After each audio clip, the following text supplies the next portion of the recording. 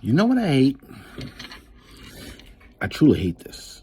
It's the stupidest Republican talking point that you hear them say. You hear it on every broadcast. You hear it from DJT, who I heard Kyle Rittenhouse say it. I've heard MTG. You know, she's actually the former spokesman of Geico, the caveman one. Bubblehead. You heard Jim Jordan, Lindsey Graham, Matt Gaetz.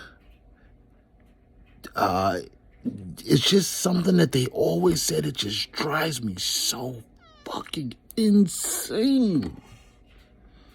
This is what they say. If they could do this to me, imagine what they could do to you.